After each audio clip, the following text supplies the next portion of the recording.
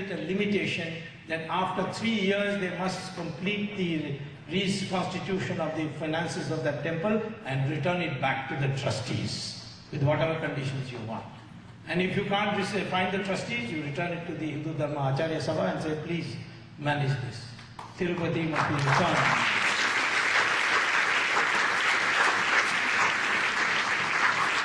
In Tirupati, people come and put money in a hundi, by boxes and almost by trucks, diamond, jewels, everything. And the total assets of Tirupati, after all that they have squandered, is $9 billion. Right? Padmanabha Swami temple, which is not under the government. No people can contribute in the hundi there. Only annually the royal family of Travancore, for the last 500 years, makes a donation. And what is its worth? $22 billion. So Padmanabha Swami temple with minimal donation can have over so many years $22 billion. How is it that the Tirupati temple has only $9 billion? Tirupati should have $90 billion, not $9 billion. Because of the squandering that is taking place. We must liberate the temples because that's where the gods reside. And we must build around the temple the universities, the yogashalas and the preachings of our scriptures and so on. And make them into a place where people can come, not only to pray to God, but to learn something, learn Sanskrit there. There are many temples doing that, but we must do it more systematically and build a university around it. That was the original concept of the temple. And that's what we must bring back. If you do these 4 things, you will be a Virat Hindu, and nobody would dare to touch our country. We will become a global economic power within the next 20 years. That's what we should strive for. If India is strong, you NRIs will be strong. Don't think that because you have come away and whatever happens to India, you are safe here. No, that's what the Indians of Uganda were thinking. One day they were thrown out because they were Indians. The Fiji people also were thinking like that. Indian got elected to be Prime Minister, the army took over and said nothing doing. Same situation is developing in Mauritius. What's happening in Guyana? In Bangladesh, they were 32% Hindu. Today, only 5%. Nobody talks about the religious cleansing that is going on. If I drive away the Muslims from Kashmir, oh, what a halla they will be. Well, I wrote all this in an article in Bombay, and all the leftists are very scared of Hindu consolidation. Because they know that because they are not godless people, they are atheists. So they have produced a big petition, not petition, big petition, because Harvard has 10,000 students, they produce 200 students. Most of them are having long hair and lice crawling all over there. Dirty people. They submitted it. What did the university say? They gave what India should have said in the first place. That whether you like the article or not, but Swami, the freedom of speech is sacred. Free speech is sacred. So therefore we are not going to take notice of the petition.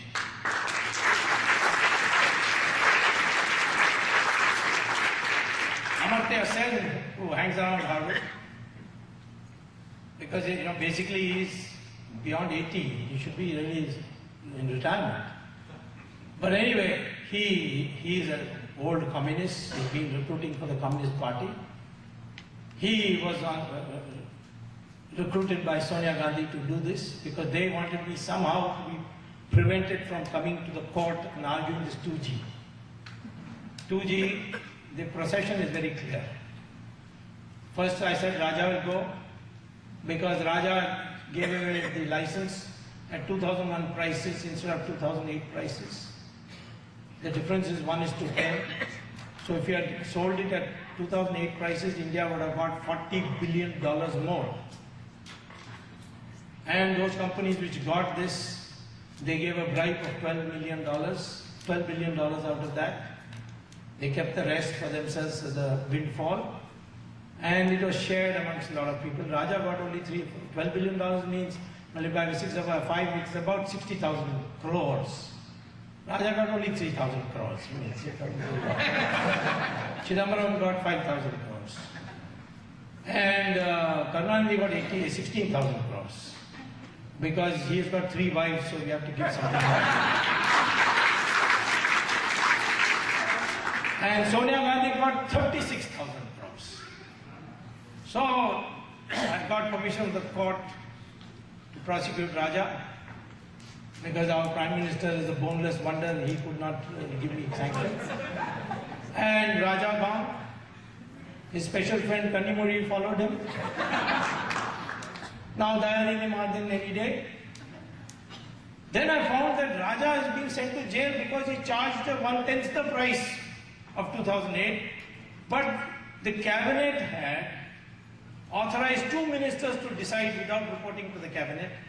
One was finance minister, the other was telecom minister. The finance minister at that time was Chidambaram. So if Raja is in jail, Chidambaram also should be in jail to keep him company. So I argued the matter on 13th May. Court heard me and said we want to hear the CBI reply. Then I couldn't have the matter listed in July because I was here. On 24th August, that will be Chidambaram will have to.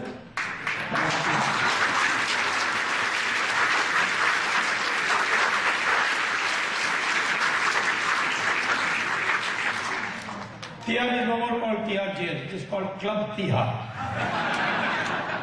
Lots of Tamilians. So the cook has been advised to learn how to make idlis and dosas. I have also written to the jail superintendent that please start soon to make him, teach him how to do pizzas and ravioli.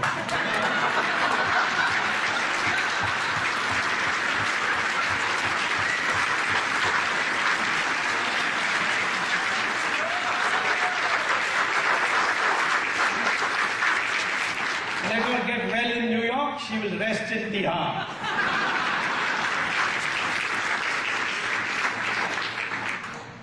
So, this is a unique thing that has happened. That India, for the first time, is seeing high-powered ministers going to jail. Corruption, I'm telling you, is taking place in our country in increasing numbers because we have forgotten Sanatana Dharma.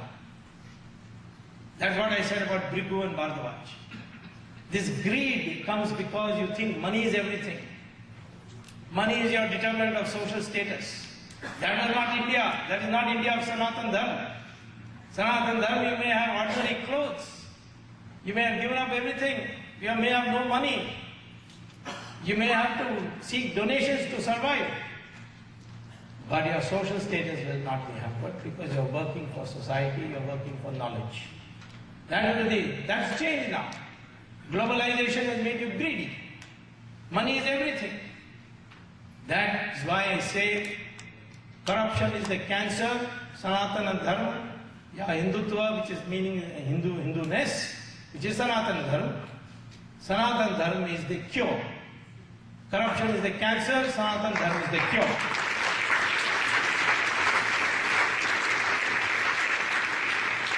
And that is the way we have to build our society. Remember that the rich people of this country, the white Americans, they are not happy people. You go to Sri Sri Ravi Shankar's ashram, full of foreigners. You go to Swami Dayananda Saraswati's ashram, full of foreigners. Ramdev, full of foreigners. Puttaparthi Sai Baba, when he was here on this earth, full of foreigners. I remember one American woman coming and asking him, Babaji, I want peace. Please tell me how. So Babaji says, you said, I want peace. Then get rid of I, your ego, and want, your desire. What you will be left with is peace. That's all. And she was so pleased. She made a huge donation. The richest Hollywood actress by name Julia Roberts came to India and she said, why these people so poor are still happy? Then she took her to Swamiji. The Swamiji gave her what Bhagavad Gita says about Nishkam Karma and all that. She came back and became a Hindu. She made her husband Hindu. She made her children Hindu.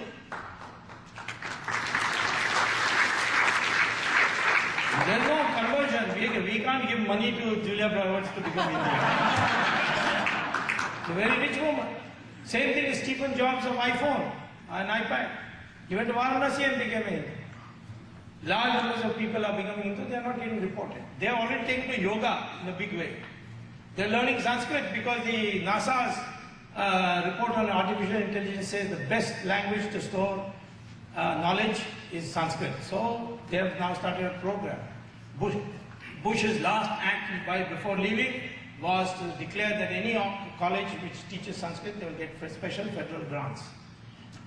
So we are now in that kind of situation.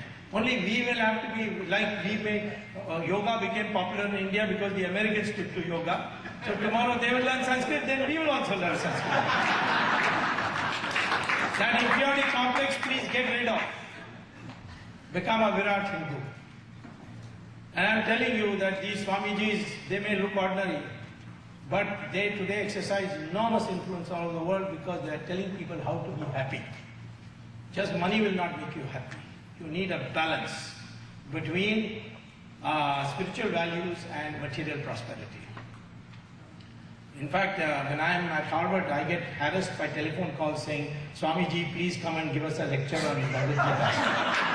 I said, I am not a genuine Swamiji. He said, oh, maybe we'll double your fees, then you will come. This is the India that is today on the threshold. We can either go in the ditch by becoming greedy and corrupt, or we can rise to the top and become once again, the greatest economic power, cultural power of the world.